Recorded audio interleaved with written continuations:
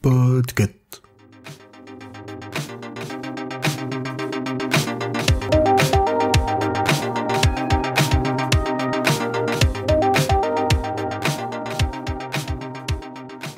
Coucou, et vous écoutez Watchlist, le podcast où on découvre des séries, des films ou tout un tas d'autres choses comme des livres par exemple. Mais ceux-là, on va pas les trouver sur la plateforme de streaming, contrairement aux séries et aux films qui sont des choses que vous pourrez trouver sur les plateformes de streaming. Je suis Louis Duruflé, cofondateur du studio Flamboyance et host dans le podcast Popcorn et Gredou, un podcast sur le cinéma, un de plus je sais, mais le meilleur.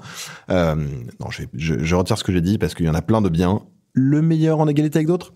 Bref, je vais vous parler aujourd'hui de Midnight Diner, Tokyo Stories, qui est une série télévisée japonaise par Jōji Matsuoka, avec notamment Kaoru Kobayashi, qui est pas très connu chez nous, mais qui a vachement tourné au Japon, et qui a notamment fait des voix dans Princesse Mononoke ou Les Contes de Terre-Mère, du fils de Miyazaki.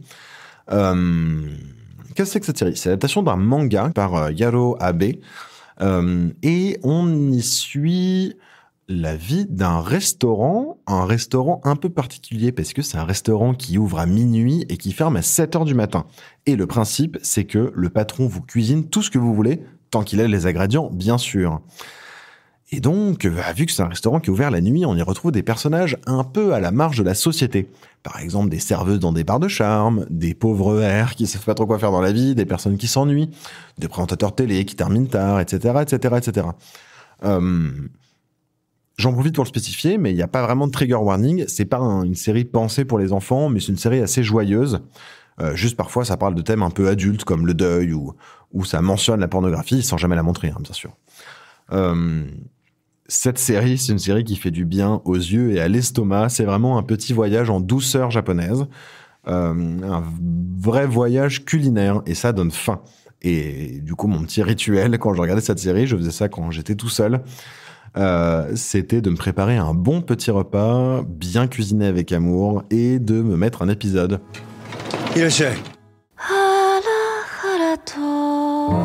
私ね、ようやく誰にでも胸張って言えるくらい今の仕事気に入ってるの。分かってるよ。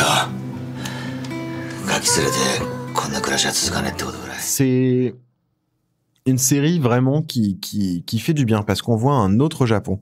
Un Japon différent qu'on n'a pas l'habitude de voir. Et en fait, ça fait du bien aussi de réaliser que ces personnes-là, même si évidemment c'est romancé, existent dans la société japonaise, ont leur place, ont une raison d'être, une raison d'exister et font partie en fait intégrante de la société japonaise. Et ça m'a un peu sorti moi de l'image classique ou des salarymen, c'est-à-dire des gens qui bossent comme des ânes dans les boîtes japonaises, ou des super artistes mais qui en fait tournent à l'étranger, et de me dire il y a tout un entre-deux, et la société japonaise elle est complexe, elle est multiple, elle est y compris en ville, composée de plein de personnes très différentes, et c'était sympa de voir ça. Et en plus, moi je suis un gros lecteur du manga également, et dans le manga il y a beaucoup plus d'histoires parce que les chapitres sont assez courts. Et donc on voit plein de recettes. Ah oui, parce qu'en fait chaque épisode, ce que j'ai pas mentionné, c'est que chaque épisode de la série est centré sur une recette en particulier.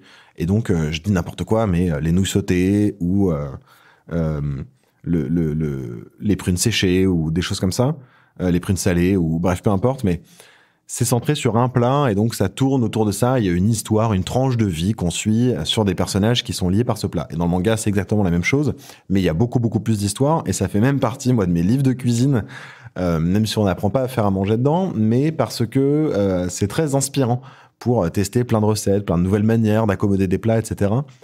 Et il y a toujours cette idée aussi qu'on retrouve de... la cuisine, c'est un truc en fait qui est très intime, même si on le partage en société, on fait ça avec les autres, c'est extime dans ce sens-là, mais c'est un rapport qui est très intime, qui est très particulier, qu'on garde pour nous, qui nous évoque des choses de notre histoire à nous, personnelle. C'est un peu comme dans le film Ratatouille, quoi. Je vais pas spoiler, mais il y a une scène aussi dans Ratatouille, le dessin animé de Disney, qui est lié à ça, au fait que ce soit très interne aussi et très intime, la cuisine, et que ça peut renvoyer à l'enfance ou des choses comme ça. Et donc, on on retrouve de ça. C'est une série qui est vraiment très belle. Alors c'est un peu triste parce qu'il y a 5 saisons en tout, mais il n'y en a que 2 qui sont produites par Netflix. Donc on peut regarder la série sur Netflix, et sur Netflix avec publicité dans les pays où c'est disponible. Mais par contre, la série sur Netflix normale avec abonnement, elle est disponible en Belgique, au Canada, en France et dans les pays francophones que j'ai vérifié. J'ai pas vérifié pour la Suisse ni le Luxembourg, mais j'imagine que c'est le cas. Mais on n'a que les 2 dernières saisons, et les 3 premières saisons, eh ben, elles sont pas du tout disponibles. Il faut aller au Japon. Je suis désolé, vous n'avez pas le choix. Vous devez prendre votre petit billet d'avion et aller au Japon. Tant pis. Non, c'est un peu dommage. Alors après, c'est une série qu'on peut commencer à partir. Moi, je savais pas en commençant qu'il y avait déjà eu 3 premières saisons, et on s'en rend pas compte en réalité en regardant la série. On a tout à fait l'impression que c'est la première saison, mais c'est quand même un peu dommage parce qu'il y a un goût de trop peu quand même pour filer la métaphore culinaire. Voilà, on arrive doucement à la fin de cet épisode. Alors, je tiens à vous rappeler que Watchlist est un podcast du label Podcut. Le label contient d'autres podcasts comme Agatha Christie, La Réponse D ou Le Roi Steven. Le site du label, c'est podcut.studio, et il y a un Patreon que je vous invite à aller, sur lequel je vous invite à aller faire un tour pour soutenir le label, patreon.com/podcut. Le label a également un Discord pour lequel vous pourrez vous connecter pour parler de vos moments préférés de podcast avec d'autres membres. Et de toute façon, tous les liens seront dans la description de cet épisode. Allez, bon visionnage. Netflix オリジナルドラマ深夜食堂東京ストーリーズ